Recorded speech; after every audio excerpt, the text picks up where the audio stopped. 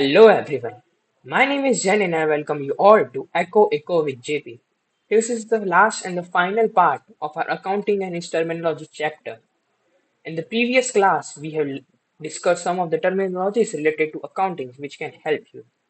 And in the past five classes, we have discussed topics like objectives of accounting, characteristics of accounting, advantages of accounting, limitations of accounting. We had introduction to barter system and why accounting was invented. We discussed many terminologies related to accounting like profit loss, solvent and insolvent, receipt, payment, capital expenditure, revenue expenditure, and many more like that. In the final part of this video, we are going to discuss about types and basis of accounting systems methods. Okay. Types and basis of accounting systems and method. Sorry. Types of accounting system. They are divided into two parts. The first is Desi Nama system and the second is double entry system. And further, double entry system is divided into mercantile base, cash base, and mixed base. So let us start with basis of accounting method. First is Desi Nama system. It is an ancient method of writing accounts. Generally, it was used by sole proprietor and partnership firm. Gradually, the use of this system is getting reduced. Under this system, how accounts are prepared, which accounting books are maintained, information in this context is discussed in the subsequent chapter. ये जो system है ना देसी नामा system वो पहले use होती थी जैसे ancient method of writing accounts यहाँ पे लिखा है बहुत पहले यूज होती थी अभी अब देखा जाए ना तो कोई भी देसी नामा सिस्टम यूज नहीं करता है सब जगह से ये चला गया है ऑलमोस्ट एक्सटिंक्ट हो गया है गिने एकदम रेयर में कुछ बूढ़े लोग होते हैं मतलब जो पहले के लोग हैं जो अभी भी अकाउंट्स लिखते हैं बुक में लाके वो लोग ही यूज करते हैं देसी नामा सिस्टम बट मॉडर्न डे में कोई भी देसी नामा सिस्टम यूज नहीं करता है तो ये हमारे लिए ज्यादा मैटर नहीं करता है हम आगे के चैप्टर्स में जो भी पढ़ेंगे वो सब भी होगा डबल एंट्री सिस्टम का ही पार्ट कुछ भी उसके अंदर नहीं होगा देसी नामा सिस्टम का हर जगह हमको डबल एंट्री सिस्टम से ही अकाउंट्स लिखने होंगे अब डबल एंट्री सिस्टम क्या है according to historians the mathematician of Italy Luca Pacioli is considered as the father of the double entry system. The understanding of the double entry system is based on the rules of debit and credit. Basically, there are three rules of debit and credit, which are discussed in the subsequently. These rules are the pillars of the double entry system. A correct and full understanding of these rules is the correct and full understanding of double entry system. Under the double entry system, what will be the debit effect and credit effect of each transaction is included in three rules. Double entry system. The mathematician of Italy, Luca Pacioli, is considered as the father of double entry system. But why? He gave three main rules of the double entry system, which if you learn, then it will be clear to you. Let me read the three rules for you. These three rules will come in the next chapter of our accounting. The three rules are first, debit the receiver, credit the giver. Debit what comes in, credit what goes out. Debit expense and loss, credit income and gain. These three these three rules of double entry system, these three rules of accounting are very important when you write accounts. Let me give you an example of double entry. Okay, so here you can see that I have a screen with on my slide. It is of a tally. A tally is an accounting software where you write accounts and you can store accounts of any company in it. Here you can see I have debited 10,000 rupees from it. You can see here, right? 10,000 is in the debit column. But along with that, 10,000 credit is also written. So here double entry is shown. Let's say 10,000 were debited and here is the account name. Let's say from what bank? Let's say mine is JP Bank and its number is 0101. तो जेबी bank का account number 0101 में से debit हुए पैसे तो वो debit हुए पैसे यहाँ दिखाएगा और उसके साथ कहाँ से क्रेडिट हुए वो भी पैसे यहाँ दिखा देते हैं। ये डबल एंट्री हुई, डेबिट भी दिखा रहा है, क्रेडिट भी दिखा रहा है। Debit what comes in, credit what goes out, ये वाला जो मैंने आपको 3 रूल्स बताए हैं वो इसके अंदर लागू हो रहे हैं। डबल एंट्री सिस्टम मेनली हर जगह यूज होता है। फिर है डबल एंट्री के सिस्टम के अंदर जो 3 पार्ट हमने देखे थे, यहाँ पे देखो, mercantile base, cash base and mix base, वो हम एक एक करके पढ़ेंगे। First is mercantile base, accrual और मर्केंटाइल बेस। मर्केंटाइल बेस को भी हम एक्यूरल बेस भी कहते हैं। Under this method, when accounts are prepared, all transactions of that respective year are considered. In transaction of that accounting year, transaction pertaining to receipts, payments, and liability and assets are included. क्या होगा mercantile base में कि transaction of that respective years are considered. All the transactions happen in the particular financial year are considered in mercantile base. Let me give you an example. Let if the financial year, what do you mean by financial year? The financial year starts from April and ends in next year March. Let's say 2024 is going on. So 1/4/2024 to 31st March 2025. So this is a financial year of 24-25. तो mercantile base में जितने भी transaction ये financial year में हुए होते हैं उसको हम कंसिडर करते हैं। इन transaction of that accounting year, transaction pertaining to receipts, payments, liability and assets are included. When transaction of that accounting year, जो भी हम ट्रांजेक्शन अकाउंट्स में लिखते हैं वो अकाउंटिंग ईयर, वो फाइनेंशियल ईयर्स के, उसके अंदर हम रिसिप्ट, पेमेंट, लायबिलिटी और असेट्स इंक्लूड करते हैं। ये सब चीजें हम अकाउंट्स में लिखते हैं। Incomes and expenses of respective accounting year are considered. Incomes and expenses of respective accounting are considered. जो भी फाइनेंशियल ईयर अकाउंटिंग ईयर चल रहा है उसके अंदर जितने भी इनकम और एक्सपेंसेस हुए हैं उसको हम कंसिडर करते हैं। Where outstanding income, expenses paid in advance, expenses outstanding, incomes received in advance, etc. are included. What do we mean by these terms like expenses paid in advance, expenses outstanding, incomes received in advance, etc. are included? Let's say you are buying a car. Okay, you are buying a car. You have booked the car. Let's say the car is for 5 lakh rupees, but you have not paid the amount for the car. So what will happen? What I'll write in my accounts is like expense outstanding 5 lakh rupees to be paid to the car company. मतलब क्या हुआ कि expenses outstanding है, मुझे जितने पैसे देने हैं कार के वो मैंने अभी दिए नहीं, उसे सिर्फ बुक करा है। जब मुझे पास डिलीवरी हो जाएगी कार की तब मैं उसे पैसे दे दूंगा। तुम अकाउंट्स में एक अलग से कॉलम बना देते हैं कि एक्सपेंसेस आउटस्टैंडिंग और उसमें लिख देते हैं कि 5 लाख रुपए हमें गाड़ी के देने बाकी है। ये सब भी मर्केंटाइल बेस में हम लिखते हैं।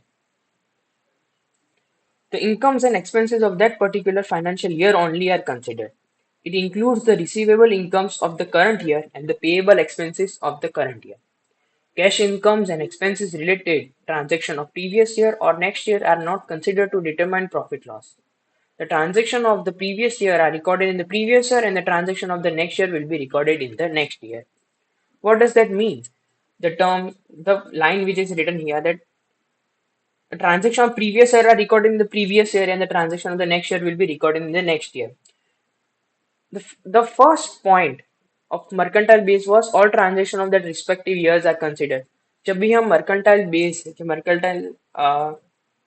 में हम काम करते हैं उसके अंदर क्या हुआ कि जो हमारा फाइनेंशियल ईयर चल रहा है 24-25 का फाइनेंशियल ईयर चल रहा है तो हम सिर्फ उसके ही ट्रांजेक्शन्स अकाउंट्स में लिखेंगे।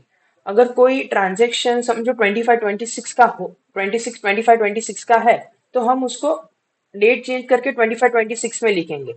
पर इस साल जो ट्रांजेक्शन हुए वो इसी साल में लिखेंगे और जो अगर पिछले साल के कुछ ट्रांजेक्शन हमें अकाउंट्स में लिखने बाकी है तो हम डेट चेंज करके उसको प्रीवियस ईयर के ट्रांजेक्शन में लिख देते हैं। अगर जैसे मनी हमने हमारे जो पैसे देने बाकी आउटस्टैंडिंग है, अगर समझो मैंने गाड़ी बुक की नवंबर में और वो मुझे गाड़ी मिलेगी नेक्स्ट ईयर अप्रैल में, तो वो फाइनेंशियल ईयर चेंज हो गया। तो मैंने क्या बताया, हम उसको अलग से कॉलम बना के रख देंगे अकाउंट बुक में कि इतने हमें पैसे देने बाकी है और हम अकाउंटिंग प्रोसेस चालू कर देते हैं उसको अलग से दिखा के। फिर है एग्जाम्पल दिया है देखिए। Example, assume that accounts are prepared for the period 1/4/2014 to 31/3/2015। ये क्या हुआ, 2014 और 15 का फाइनेंशियल ईयर है। And salary of 5,000 is paid every month. Further assume that salary of March is outstanding, it will be recorded as under. देखो यही मैंने example दिया है, गाड़ी बाई की, पैसे मेरे देने बाकी है, तो हम उसको जब गाड़ी आ जाएगी तब प्लस करके ऐड करके दिखा देंगे। मैंने बोला था ना कि अलग से रख देंगे उसको जब तक हमें गाड़ी नहीं मिलती। अकाउंटिंग प्रोसेस तो हो जाएगा पर उसकी कॉलम अलग होगी कि हमारे इतने पैसे देने बाकी है। यहाँ पे एग्जांपल दिया हुआ है सैलरी का कि 5,000 रुपए इज पेड एवरी मंथ। अभी 1/4/2014 से लेके 31/3/2015 तक वो सैलरी देगा। पर समझो कि मार्च महीने की उसकी सैलरी आउटस्टैंडिंग है, मतलब उसको देना बाकी है।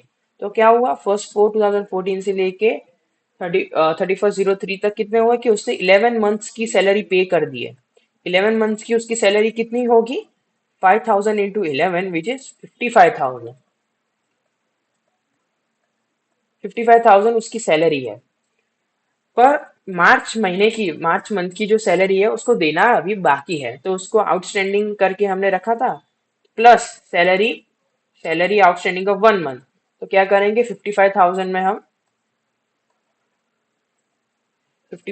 में हम प्लस 5,000 ऐड कर देंगे। इससे क्या हो गया, 60,000। ये सैलरी पे करना बाकी था। तो ये हमें पता चल गया कि हाँ 5,000 की सैलरी बाकी थी जब फाइनेंशियल ईयर खत्म हुआ, तब अलग से हमने उसको ऐड करके दिखा दिया। फिर ऐसे होती है अकाउंटिंग प्रोसेस मर्केंटाइल बेस में। कैश और receipt base, under this system the accounts of which accounting years are being prepared. Only cash, only all cash transaction, only all cash transaction of the respective accounting year are recorded. Cash transaction of that respective accounting year include transaction pertaining to receipts, payment, liability, and asset. The cash transaction of the previous year and the current year are also considered. The use of this method is very limited. It is absolutely true that the use of cash or receipt based system is very limited. Who uses this type of base? Like say I am running a trust. If someone gives me money, when I receive the cash, when cash transaction has happened, then only I'll write in my accounts that okay, cash I have received. This is the cash system. जो भी trust होती है, कभी देखते हो वो ऐसे पर्ची बना के देते हैं आपको कि जब भी आप पैसे देखो तभी, जब भी आप पैसे देते हो तभी वो लोग लिख के देते हैं कि हाँ आपने मेरे को 2,000 रुपये दिए हैं ट्रस्ट के नाम पे, तो ये लो इसकी जो पर्ची है वो, और हमने अकाउंट्स में लिख दिए हमारे, ऐसे करके। यहाँ पे लिखा है कि the cash transaction of the previous year and the current year are also considered. हाँ, इसके अंदर प्रीवियस ईयर, करंट ईयर सबके ट्रांजेक्शन हम कंसिडर करते हैं। हाइब्रिड मेथड या mixed method, this method is identified as modified method of mercantile system. It is known as mixture of mercantile system and the cash system. This method is not popular. In India generally, the companies maintaining their accounts under the mercantile system and as per accounting standard. The companies give certificate that accounts are prepared as per the mercantile और accrual base. ये बात सही है कि hybrid system इतना popular नहीं है India में, और जितने भी अकाउंटिंग के प्रोसेस होते हैं वो सब मर्केंटाइल बेस में ही होते हैं। कैश, हाइब्रिड, ये सब बहुत रेयरली यूज होते हैं। और जो देसी नामा सिस्टम था जो मैंने आपको सबसे पहले बताया, वो तो ऑलमोस्ट एक्सटिंक्ट हो चुका है। कोई ज्यादातर यूज करता है, कोई नहीं यूज करता है, रेयरली कोई एक दो लोग होते हैं ऐसे जो यूज करते हैं। फिर है स्टेप्स टू प्रिपेयर अकाउंट्स। क्या क्या स्टेप्स है, वाउचर, ये वाउचर, सॉरी, ओके, तो क्या है वाउचर।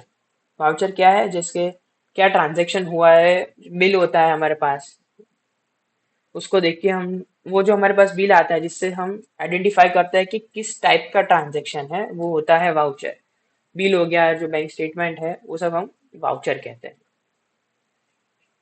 ये फर्स्ट स्टेप था। ये है second step, identification of transaction. Third है जर्नल। फोर्थ है लेजर। फिफ्थ है ट्रायल बैलेंस एंड एडजस्टमेंट्स, और सिक्स्थ है फाइनल अकाउंट्स। ये सब मैंने आपको ऐसे स्टेप्स लिखने दिए, मैं आपको एक एक करके चलो समझाता हूँ। वाउचर, समझो यहाँ पे मेरे पास लिखे हैं, वाउचर है मेरे पास, उसके अंदर 10,000 रुपये, 10,000 रुपये डेबिट, ऐसे कोई स्टेटमेंट है और उसके 10,000 रुपये डेबिट लिखे हैं। ये मेरा वाउचर के अंदर ऐसा लिखा होगा। कॉलम होगा 10,000 रुपये, डेबिट के कॉलम में 10,000 रुपये लिखे होंगे, और फिर बाजू में अकाउंट का नाम और 10,000 रुपये कहाँ गए हैं वो लिखा होगा। यहाँ पे मैंने XYZ इसलिए लिखा है ताकि हमें पता नहीं है कहाँ गए। समझो अगर मैंने अपनी व्हीकल व्हीकल के मैंने टायर बदलाया या मैंने उसके लिए इंश्योरेंस करवाया, तो 10,000 रुपये मेरे बैंक में से मैंने व्हीकल के लिए खर्च किए, तो वो सब क्या होगा, व्हीकल एक्सपेंसेस में चले जाएंगे। यहाँ पे लिखा था identification of transaction. Identification of transaction क्या होता है कि जो ट्रांजेक्शन हुआ है वो कैश में हुआ है या क्रेडिट में हुआ है वो हमें पता चलता है। एक साइड में थोड़ा क्लियर कर लेता हूँ।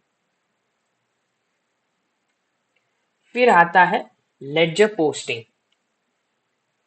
ये तो 10,000 रुपये डेबिट हुए वो पता चल गया, ये डबल एंट्री है। ओके, डेबिट भी दिखाया, क्रेडिट भी दिखाया है। लेडजर पोस्टिंग क्या होता है कि जो बैंक अकाउंट है, मैंने 10,000, मेरे पास दो बैंक अकाउंट है, एक समझो जीपी बैंक में है और एक पीजे बैंक में है। तो 10,000 रुपये डेबिट हुए हैं वो कौन सी बैंक से हुए है, वो हम क्लासिफाई करते हैं लेडजर पोस्टिंग में, कि मैंने 10,000 रुपये जो अपने व्हीकल एक्सपेंसेस के लिए निकाले हैं वो जेपी बैंक में से नहीं, मैंने पीजे बैंक में से निकाले हैं, तो वो हम यहाँ लिखते हैं, यहाँ। फिर फिफ्थ था हमारा ट्रायल बैलेंस एंड एडजस्टमेंट। जब आप ये 10,000, ये मेरा बैंक अकाउंट दिखाता है जहां से मेरा डेबिट हुआ, ठीक है, ये करंट बैलेंस दिखाता है मेरे बैंक में कितना है। तो 10,000 रुपये जब डेबिट हुए तो वो मेरे बैंक अकाउंट में से उतने कट कर लेगा, ये होता है ट्रायल बैलेंस एंड एडजस्टमेंट। कुछ हमने एडजस्टमेंट में ऐड करने हैं, 10,000 नहीं, 10,001 रुपये हो गए, तो यहाँ पे हमें हमारा करंट बैलेंस दिख जाता है। फिर है फाइनल अकाउंट्स। ये सब हो जाने के बाद हमने पैसे कहाँ खर्च किए, कौन से अकाउंट से खर्च किए, डेबिट हुए, क्रेडिट हुए, डेट हमने यहाँ पे क्लासिफाई कर दी, देखो ऊपर लिखा है 30 मार्च 2023। ये सब करने के बाद हम जब देख लेते हैं, फिर आता है नरेशन। ये नरेशन क्या है, ये हमारे लिए होता है। अगर कोई, जैसे हमने यहाँ पे लिख तो दिया कि 10,000 रुपये मैंने व्हीकल के इंश्योरेंस के लिए दी है, तो व्हीकल एक्सपेंसिस में आ गया, पर समझो कि कभी कुछ पेमेंट ऐसा हुआ है कि हमें पता नहीं है कि हमने वो किसके लिए दिए है, व्हीकल एक्सपेंस कहीं खर्च हुए, कहाँ खर्च हुए, वो हमें पता नहीं है, तो हम उसे XYZ करके क्लासिफाई करते हैं। और नरेशन इसलिए लिखते हैं ताकि हमें पता चले जब हम XYZ जो हमने लिखा है यहाँ पे, तो at the end of every month ये XYZ हम अकाउंट्स देख के पता करते हैं कि हाँ ये XYZ नहीं है, ये व्हीकल एक्सपेंसिस में हम डाल दो, आप डाल दो व्हीकल एक्सपेंसिस में 10,000 रुपये खर्च हुए हैं। तो नरेशन ये हमारे लिए होता है, इसका कुछ ज्यादा मोटिव नहीं है अकाउंटिंग प्रोसेस में, हमको पता चले कि ये 10,000 रुपये कहाँ गए थे, और जब हम XYZ की जगह व्हीकल एक्सपेंसिस डालेंगे तो उसके लिए नरेशन चाहिए होता है। So that is all for today, my friends.